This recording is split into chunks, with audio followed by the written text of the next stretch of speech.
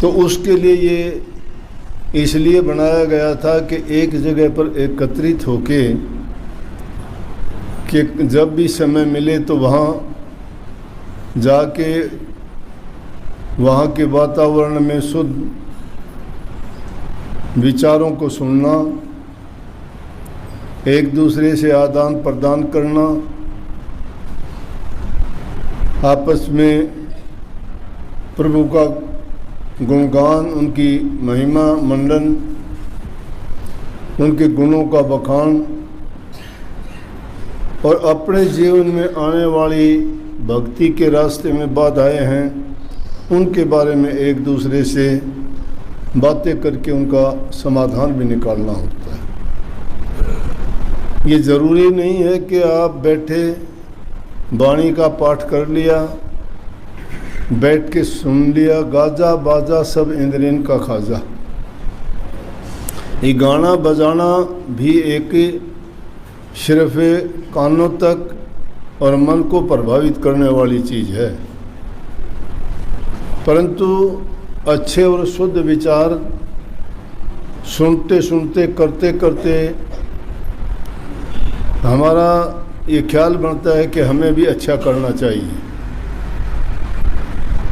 इसीलिए संगति पर जोर दिया गया, महापुरुषों का संग करना, उनके वचन को सुनना और उनके दर्शन करने से हमारे विचार शुद्ध होते हैं, पवित्रता आती है, बुराइयां छूटती हैं। लेकिन वो छूटती कब है? जब हम उनको अपनाने के लिए तैयार होते हैं। जब तक हमारे दिल में छिपा हुआ भरम है वो निकलता नहीं है, उसको अज्ञान कहो, भरम कहो, पाप कर्म कहो, वो हमें अच्छे रास्ते की तरफ बढ़ने से रोकता है, नहीं जाने देता। क्यों नहीं जाने देता? जब भी हम वहाँ जाने के लिए कोशिश करते हैं तो वो कोई ना कोई बाधा उत्पन्न कर देता है कि जिसके कारण हम उस रास्ते से भटक जाएं। और उसके लिए एक चीज़ नहीं है, अनेकों चीज़ है।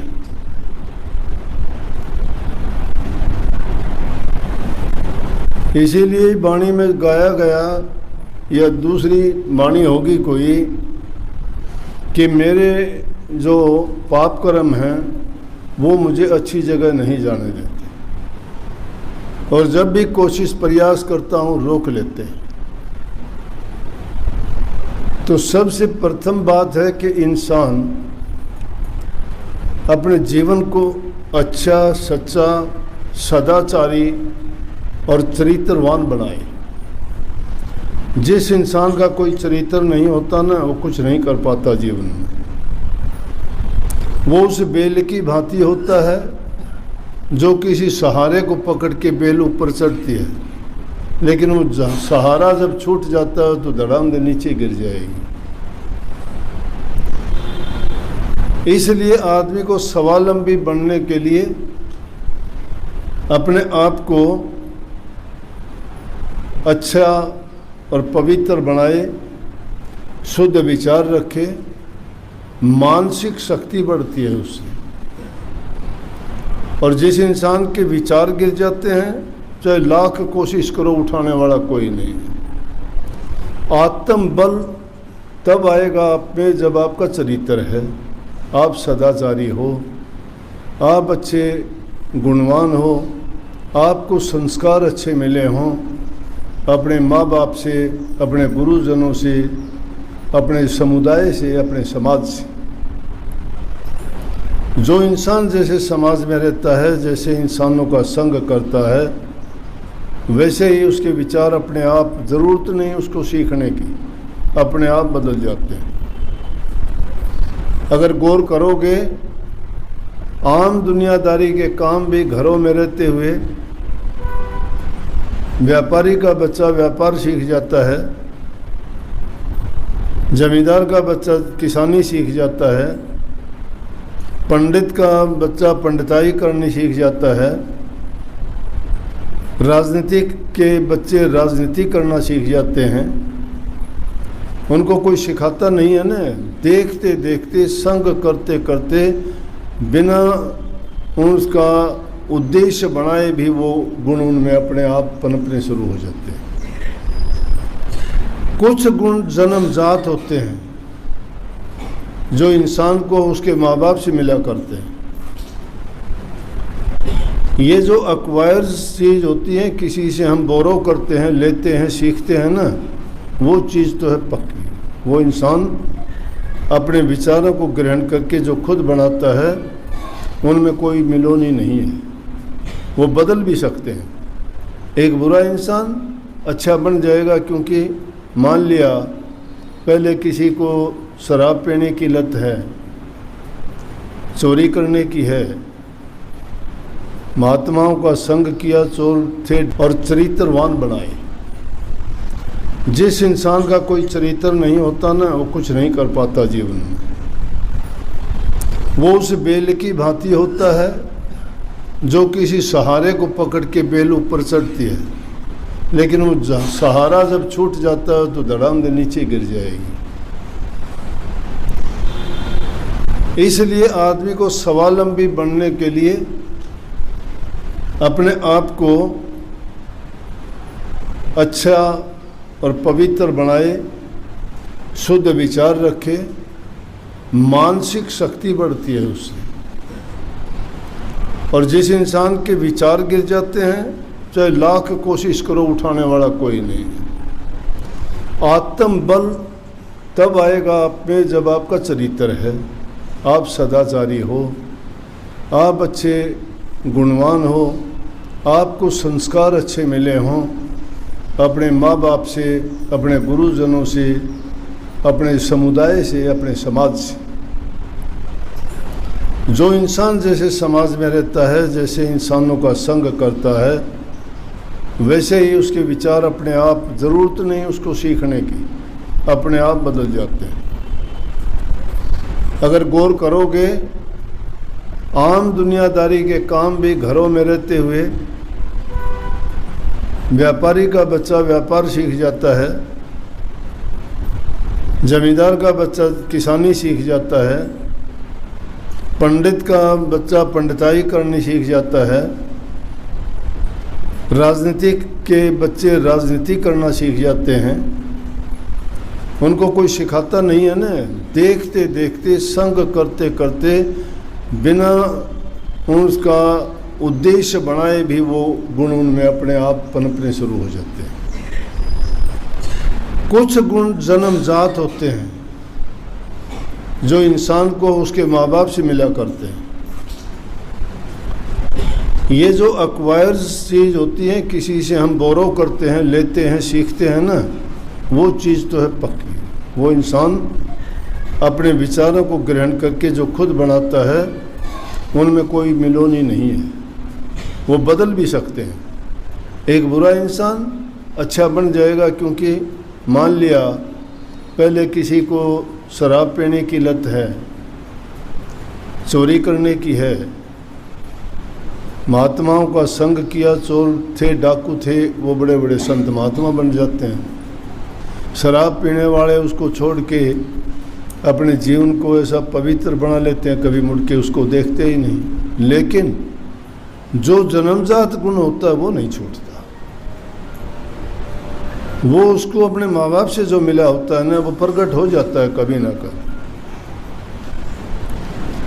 और उसके ऊपर भक्ति का रंग भी मुश्किल चढ़ता है। भक्ति का रंग जिसका नाम हो गया तो रंग तो चढ़ाया जाता है, रंग तो रंगा जाता है।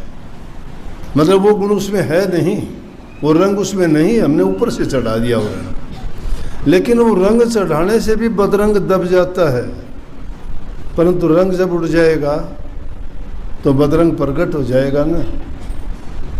इसलिए अवगुण इंसान के प्रकट हो जाते हैं। चाहे वो भक्ति के रास्ते में जो चलने वाले लोग हैं, आज नहीं, जब से संसार की रचना हुई उसी समय से सबसे महिमा ज़्यादा गुरु की महिमा गाई है। गुरु की अब गुरु की महिमा क्यों गाई? भक्ति का भी सारा ताना बाना गुरु के इर्द गिर्द घूमता है। गुरु पर यकीन, गुरु से प्यार, गुरु दर्शन, गुरु के वचन की पालना, गुरु की सेवा, गुरु से बताई बातों से साधना करना। जब इन चीज़ों का हम पालन करते हैं तो हमारा जीवन अपने आप सद्धता चला जाता है, गिरावट पे नहीं आता। और नहीं तो कबीर साहब ने जो बात कही, गुरु माथे से उतरे शब्द बिहू ना हो, ताको काल घसीट सी बचा न सके कोई। गुरु है क्या? गुरु वो नियमों का वो दायरा है कि जिससे बाहर निकलोगे मारे जाओगे। वो लक्ष्मण रेखा है गुरु का वचन। गुरु आपको आपके जीवन को संवारने की बात बताता है, गुरु का स्वार्थ नहीं है। लोग सोच लेते हैं इसमें गुरु का स्वार्थ है। कोई कहता है मैंने गुरु तेरा नाम छोड़ दिया। क्यों छोड़ दिया भाई? क्योंकि तू उसके काबिल नहीं है इसलिए छोड़ दिया। ना गुरु पूरा नहीं मिला, गुरु ने पूरा तेरा क्या बिगाड़ा? तेरे से कुछ छीन लिया, ले लिया, घटा दिया। मतलब अपनी कमी को छिपाने के लिए गुरु पे दोष मंडते हैं। जिस दर्जे का गुरु होगा वो तुम्हें उतना देगा। गुरु तो होगा वो। अगर पाखंडी, ठग, लुटेरे, वो गुरु नहीं है। बाणा बदलने से गुरु नहीं बन जाता। कितने लोग फिरते हैं ऐसे, बाणा पैरे शेर कर चले भेड़ की चाल, बोली बोले शाड़ किर कुत्त्याली ना पाट। शेर की खाल पहन के कोई शेर थोड़ा बन जाता है। उसकी बोली बता देगी। शेर की धाड़ होती है, भेड़ तो म्यां म्यां करेगी। इसलिए गुरु के पास जाओ तुम किसी संसारी चीज़ों के लिए नहीं। अरे संसारी चीज़ तो अपने आप आती चली जाएंगी तुम्हारे पास, अगर तुम्हारा रास्ता सही है। कोई निर्भाग आदमी ऐसा होगा जो ये कहेगा कि मेरा जो है गुरु के पास जाने में, सत्संग में जाने से मेरा नुकसान हुआ हो। जिन लोगों ने सच्चे मन से सत्संग अपनाया, भक्ति के रास्ते पर चले, देखो सारी बुराई छूट गई। सत्संग सिखाता है कि समय पर अपने सारे कार्य कीजिए। आप सबसे पहला काम है पेट पूजा। पहले काम करो, काम किए बिना किसी का काम नहीं चलता। किसी के कर्जदार मत बनो, अपना कमा के खाओ। अगर किसी से लेके खाते हो कर्जदार बनते हो, कर्जा देना पड़ेगा। इसका नियम है संसार का, जो जिससे लेता है उसको देना पड़ेगा। लेखा पाई पाई का, राज नहीं पोपो बाई का। आज किसी से लेते हो, चाहे तुम मांग के लेते हो, चाहे तुम धोखे से लेते हो, चाहे झूठ बोल के लेते हो, उस चीज़ के आप कर्जदार बन चुके हो। और वो कर्जा आपके सिर पर आज नहीं कल को देना पड़ेगा। नियम बड़ा अटल है, पक्का है। हमें उस चीज़ का ज्ञान नहीं है। हमारे शास्त्रों ने, महापुरुषों ने जिस चीज़ का अनुभव किया, जो त्रिकालदर्शी हुए, उन्होंने ये बात स्पष्ट रूप से कही कि कर्जा जिसका भी होगा आपको चुकाना ही पड़ेगा। यहाँ दुनियादारी में भी अगर किसी से ले लेते हो और लेके मुकर जाते हो, मुकर जाओ, कोई बात नहीं, आज नहीं तो फिर देना पड़ेगा, अगला जन्म मिलेगा। इसीलिए तो नहीं देखते क्या, कोई भैंस बन के कर्जा ले लेती है, जमींदारी बात कहता हूँ मैं, कोई गाय बन के, कोई बैल बन के, कोई जमाई बन के, कोई धी बन के, कोई लड़का बन के कर्जा तो लेते हैं, कर्जा ही तो लेते हैं। अरे बेटा बेटी है, माँ बाप से व्यवहार करते हैं दुश्मनों जैसा। आदमी ईमानदारी सच्चाई से काम करता, अच्छा खिलाता पिलाता है, भैंस धोखा दे जाती है, इतनी बड़ी रकम की लेके आते हैं, खराब हो जाती है, गई। कर्जा था उसका, कोई चुका लिया। कितने बच्चे ऐसे करते हैं, माँ बाप को दुख देते हैं, वो उनका नहीं, वो कर्जा है पिछले जन्मों का। प्रारब्ध के कारण हमें ये चोला मिला है, इसीलिए इंसान के शरीर को उत्तम कहा।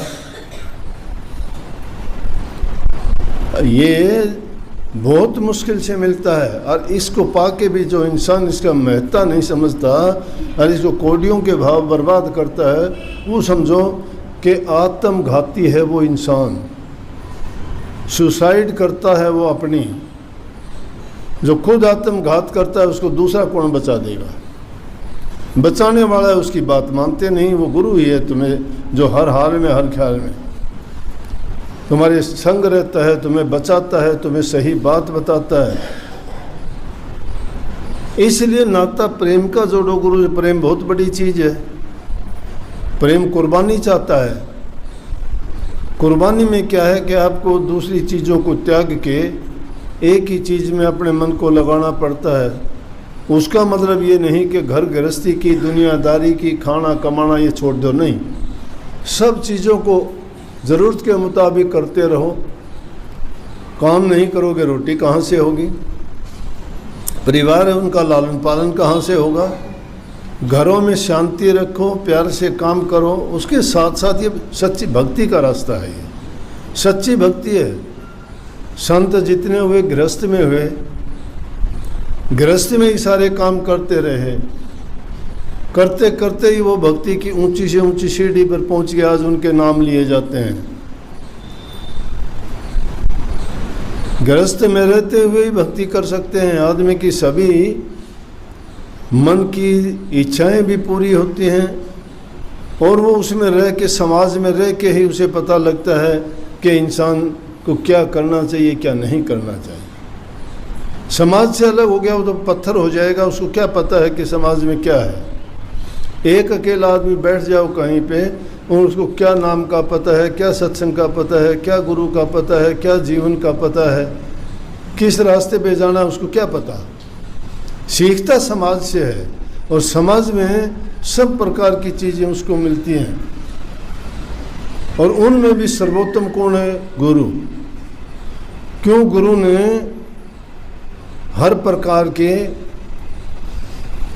उनके सुख दुख दुनियादारी की चीज़ों को भी देखा है और उसको वो सही बातें बता के, इसलिए प्रथम पूजा गुरु की बताई गई है। और मैं कहता हूँ अंतिम पूजा भी गुरु की है। जिसने गुरु को मन में बसा लिया वो गुरु का ही हो गया। गुरु इंसान को समझते हैं शायद आप, ये भूल है। इंसान तो वो माध्यम है जो तुम्हें सच्ची भक्ति और परमात्मा का रूप दर्शाता है, लेकिन उससे मुंह मोड़ लोगे तो परमात्मा से कैसे जुड़ोगे? इसलिए दोस्ती पहले गुरु से ही करनी पड़ेगी ताकि वो आसानी से हमें मिलवा दे। अरे दुनियादारी के भी किसी बड़े आदमी से मिलते हो, चपड़ासी नहीं मिलने देता तुम्हें। कहता है अभी साहब नहीं है, अभी साहब खाना खा रहा है। और उससे अगर दोस्ती होगी तो चाहे कितना भी बिजी हो, साहब को भी खुश कर ले। जी एक बेचारा काफ़ी देर से इंतज़ार कर रहा है, उससे बात कर। फट से मिलवा देगा कि नहीं मिलवा देगा? तो इसलिए गुरु से तो तुम नाता जोड़ते नहीं, फिर वो कैसे किसको मिलवा देगा भाई? तो इसलिए गुरु की महिमा गाई गई है। जगह जगह जितनी महिमा गुरु की कही गई, वो भक्ति का सबसे आसान तरीका संतों ने इस युग में बताया। क्यों? इस युग में इतनी उम्र नहीं है, जीव में उतनी शक्ति नहीं है। तीसरी चीज़ जीव को बर्दाश्त नहीं है। चौथी चीज़ युग भी कलयुग चल रहा है, उसका भी बहुत असर है हर जीव पर। तो ये सारी चीज़ें मिलके इंसान को डगमगा देते हैं, भटका देते हैं रास्ते से। परंतु जिनका इरादा पक्का होता है, जो चरित्रवान होते हैं, जो संस्कारवान होते हैं, जिन्होंने अपने जीवन का लक्ष्य चुन लिया है कि मुझे ये करना है। अरे दुनिया में और चीज़ों के लिए भी तो आप इतने पक्के हो जाते हो, किसी से दुश्मनी सारी ज़िंदगी निभा देते हो। कोई भी किसी चीज़ को पाने के लिए कोई धंधा करते हो, उसको आप प्राप्त कर लेते हो। तुम अपनी अचीवमेंट्स देखते हो कि मैं वकील बनूंगा, मैं डॉक्टर बनूंगा, मैं जज बनूंगा, मैं अफसर बनूंगा। कैसे बिना सोचे तो नहीं बनते। आपने सोचा था, ऐसा निर्धारित किया था, तो जो इंसान इस प्रकार से निर्धारित कर लेता है, अपने मन में लग जाता है, वो निश्चित रूप से अपनी मंजिल पर पहुंचता है। भक्ति कठिन नहीं है, बहुत आसान है, बहुत आसान है, लेकिन रास्ता बड़ा प्यार का है। सबके साथ अच्छा बर्ताव करो, मीठा बोलो, मिल के चालो, बूढ़े बुजुर्ग माँ बाप की सेवा करो, किसी के साथ दुश्मनी ईर्ष्या ना रखो, क्योंकि तुम्हारा नुकसान है उसमें, उसका नहीं है। ईर्ष्या करोगे तुम जड़ते रहोगे, अगले को क्या पता तुम जड़ता है कि बुझता है कि चसता है। तुम्हारे मन में आग लगी हुई, उसके नहीं लगी हुई ईर्ष्या, तो वो ईर्ष्या ना करो, प्रेम करो। उसको नहीं पता है तुम प्रेम करते हो कि नहीं करते, लेकिन तुमने प्रेम को उसको प्रेम में उसको बुलाया ही नहीं, याद रखते हो हरदम।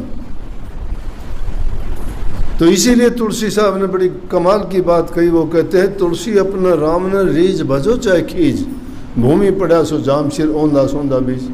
वो कहते हैं अपने परमात्मा को चाहे प्यार करके याद कर लो, चाहे दुश्मन मान के याद कर लो। दुश्मन मान के याद करोगे तो और ज़्यादा याद रहेगा आपको, लेकिन जिसको भी तुमने मान लिया है उसके पास तो जो होगा वो गुण आपको देगा, वो दुश्मन नहीं है तुम्हारा। प्यार से करेगा उसको जल्दी शीघ्र मिल जाएगा, और जो दूसरे तरीके से करेगा तो संभाल तो उसकी हो जाएगी, लेकिन बीच के दमोड़े बड़े मुश्किल हो जाएंगे। बीच के दमोड़े देखे हैं कि बीच के दमोड़े ये होते हैं कि पुराने ज़माने की बात है, एक आदमी ने तगाई मिला करती कर्ज, तगाई कर्ज को कहते हैं, कर्ज मिला करता, एक आदमी ने कर्ज ले लिया, वो कर्ज चुका नहीं पाया, तो सरकारी गाड़ी आती, कर्मचारी आते कि भाई कर्ज दे। कितना कर्ज? 30 रुपये। नहीं दे पाया। उन ज़माने में खाने के लिए भी अनाज नहीं होता था, बड़ी मुश्किल होगी। एक बार एक फसल उसकी अच्छी हुई तो उसने क्या किया कि वो 30 रुपये अपने ला के और अपनी माँ से कह दिया कि माँ इनको अच्छी तरह धर दे, रख दे, इस बार जब वो आएंगे ना तो मैं ये 30 रुपये दे के वो कर्ज चुकता हो जाएगा। बोला लिया बेटा।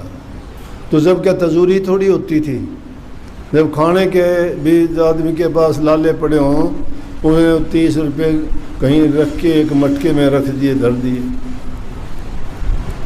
और आराम से वो बड़ा खुश, बड़ी गर्दन उठा के चले गए, इस बार आने दे मैं देखूंगा उनको, आते ही कह दूंगा ये ले, और कर्जा चुका के फ्री हो जाऊंगा, आज़ाद हो जाऊंगा। लेकिन क्या हुआ कि उनको तो आने में टाइम था, और एक जना कोई फंडी आ गया, वो आके कहने लगा कोई दुगने करवावे, कोई दुगने करवावे। वो भोली लुगाई थी, उसने सोची दुगने करवा ले, 30 रुपये तो हैं, और ये 60 कर देगा, 30 तेरा बेटा चुका देगा, 30 तू रखिए घर के काम में काम लिए। बोली हाँ भाई रे। बोले हाँ। बोले मेरे पास 30 रुपये हैं, दुगने कर दे। हाँ नुला कर देंगे। लेके 30 रुपये और उन्हें दे के एक झूठा कागज़ बोला जरा ये रखे थे, उड़ रख दे, और तुम 2 महीना बाद से देखिए तेरे दुगने हुए पाऊँगे। पार बोला किसके दुगने होने थे इतनी देर में, और बीच में वो आ गए पैसे लेने वाले। बोला भाई कहाँ गया वो? ने बोला ये रहा भाई, नहीं तो छिपया करता, लुक्या करता, और औरों से भी कहता बताइए ना, कहना गाँव चला गया, वहाँ चला गया, नहीं है। तो उस दिन तो बड़े रोब से बोला ये रहा। बोला वो कर्ज देते रहा। बोले आओ। घर लेके गया। बोला माँ लेके आइए वो पैसे। माँ गई, कुलड़ी में हाथ मारा तो कुलड़ी में तो कागज़ पड़ा था, देख के ना भीतर से निकले कोई। बोला माँ माँ क्या हो गया? बाहर रात आवड़िया इनके बोलने जोगी भी कोई नहीं, क्यों गलती कर बैठी? पैसे तो दुगने चक्कर में दे बैठी उसने। अब बाहर निकली कोई, वो भीतर जाके बोला क्या? बोला बेटा गलती हो मेरा सत्यानाश डोब दिए। बड़ा मुश्किल, उसने हाथ पाँव जोड़ के न वो तो टपा दिए, भाई फेर करूँगा। और फिर उसने लड़का न आया गुस्सा, बाड़े गतवाड़ा में गोसे लगाऊँ, उड़े ले जाके घेर दी के डूब दिया तेने, लेकर उड़त करते। वो बेचारी चिंता में बोली कि बहुत गलत हुआ, लड़के का तो कसूर को नहीं, गलती तो मन ने कर दी। तो आदमी जब चिंता में होता है तो क्या करेगा, तो ज़मीन कुचलेगा, क्या कुछ और सोचेगा। एक लीकड़ा लेके और बैठी बैठी चिंता में ज़मीन में यूँ मारने लगी। थोड़ी सी मिट्टी हटी तो एक चमकनी सी चीज़ दिखाई दी, उसने और मिट्टी हटाई, और हटाई तो और ज़्यादा बड़ी दिखी। वो सारी मिट्टी हटा के देखा तो एक सोने की हंसली निकली। हंसली जानो सो हार जैसी होया करती, गले में पैरन की मोटी, और सोने की थी। देखी तो देख के खुश होगी, लेके बाजी। कह तो चिंता में थी, बोली रे बेटा आइए आइए, बोला देख मैंने के पाया। बोले लिया, लेकिन सुनार के गया, वो 60 रुपये की बिकी। 30 गए थे ना, वो 60 की बिकी। बोला मावा 60 की बिकी से। बोला बेटा था तो आदमी सच्चा। बोला कर तो दुगने दिए, फिर 20 वाली घंसा गरडी बहुत बोली। तो भाई ये बीच की घंसा गरडी है ना, वो बर्दाश्त करनी पड़ेगी। दुगने तो हो जाएंगे, लेकिन हिम्मत करके और 20 की यह घंसा गरडी से बचोगे, सारा मालिक कृपा करेगा। उसके घर में घाटा नहीं है। हमारी सोच में कमी है, हमारे विचार डगमगाए हुए हैं, हम घटिया हैं। अगर जिसकी इंसान की सोच में हो, सच्चे दिल से पुकारे, किसकी को नहीं सुनी उसने। उसके घर में किसका घाटा से? तुम जन जन से मांगते हो, उससे मांगा करो सीधे। तुम जिससे मांगने के लिए जाते हो वो भी किसी से मांग के दे है, हमने उस पर भी धक्का को नहीं। समझ गए क्या? सीधे मांग लिया करो, रास्ता बता रखा था हमने। सबको मिलेगा, वो किसी को निराश नहीं करते। निराश होगा अपने कर्म से होगा, अपनी कमी के कारण गिरता है इंसान, दूसरा नहीं गिराता उसको। दूसरा लाख का कोशिश कर लो, कितने कोशिश करवाना, होश में लाना, भूल को मिटाना।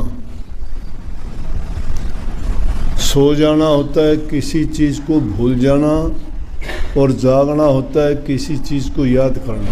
तो ये जीव भी इस दुनियादारी की तरफ से तो जागा हुआ है, क्योंकि इसको प्रभु की भक्ति याद नहीं है।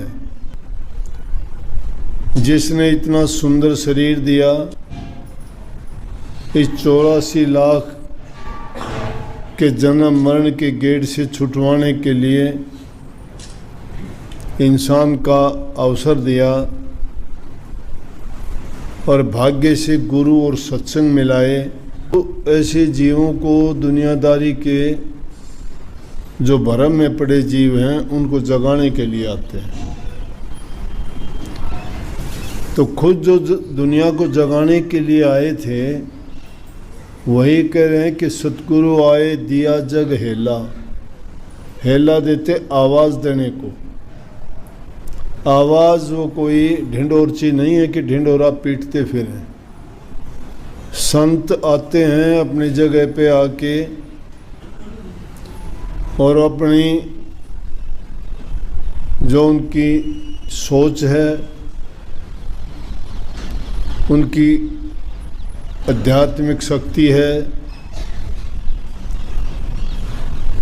वो जीवों पर डालते हैं। और ज्यों-ज्यों जो अनुरागी जीव और जिनको चाहत है इस दुनिया से बच जाने की, काल से छूट जाने की,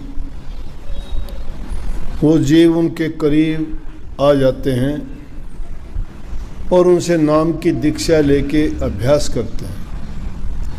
तो इस प्रकार के जो जीव आ जाते हैं उनको कहते हैं, समझाते भी हैं कि अब दुनिया में परपंच फैला हुआ है। परपंच क्या फैला हुआ है? गुरुडम है। गुरुडम क्या है कि किसी को आना जाना कुछ नहीं। आना जाने का मतलब गुरु बन बैठे, गुरु ज्ञान नहीं है। गुरु का मतलब होता है कि जीवों के पाप कर्म छुटा के पुण्य कर्म में लगाना, प्रभु की भक्ति का रास्ता बता के, नाम की कमाई करा के उनके निज देश में भेजना। तो गुरुडम क्यों हुआ कि देखा देखी गुरु शिष्य बन जाते हैं। ज्ञान उन पे है नहीं। अगर किसी खाली कुएं के पास जाओगे तो नाम तो कुआं है लेकिन उसमें पानी नहीं है, प्यास नहीं बुझेगी।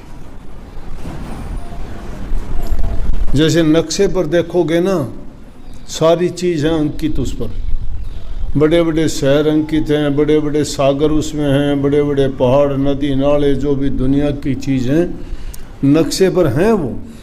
अगर पूछना चाहे कि फलानी चीज़ कहाँ है, नक्शे पर उंगली रख के कह दोगे, लेकिन वो काम तो नहीं आती ना चीज़। काम तो वो चीज़ आती है जिसमें जाके तुम उसको देख लो, काम करो। अब वो गुरुडम क्या चल गया कि गुरुओं के पास ना ज्ञान है, ना बुद्धि है, ना समझ है, ना उन्होंने कुछ करनी की है। ज्ञान इस बात को भी ना मान लेना कि 10-5 कथा याद करके सुना दी, रामायण सुना दी, गीता सुना दी, भागवत को लेके बैठ गए, राजे महाराजाओं के किस्से सुना दिए, वो ज्ञान नहीं है। ज्ञान क्या है? ये तो ज्ञान संतों ने कही है, और ज्ञान सब ज्ञानड़ी ब्रह्म ज्ञान सोई ज्ञान। ज्ञान होता है कि हमें ये भेद होना चाहिए कि हम कौन हैं, दुनिया में कैसे आए हैं, हमारा मकसद क्या है आने का। कभी सोचते हैं कि हमारा मकसद क्या है? ये 10, 20, 50, 40 साल जिंदा रह के पेट भर के रोटी पानी खा के और दूसरे जीव जंतुओं की तरह जीवन गुजार के चले जाएं, क्या हमारा उद्देश्य यही था? संतान पैदा कर ली, इधर उधर घूम फिर लिए, इंद्रिय भोग रसों में पच के खुश हो लिए, क्या हमारा जीवन यही था? क्या इस जीव का उद्देश्य यही था? ये उद्देश्य नहीं था जीव का। काल और माया ने प्रपंच तो रच दिया, लेकिन जीव का उद्देश्य तो ये था मनुष्य चोला पाने का, कि इसमें आपको गुरु अगर मिल जाता है तो वही तुम्हें भेद समझा के तुम्हारे घर भेजने का इंतजाम और प्रबंध करेगा।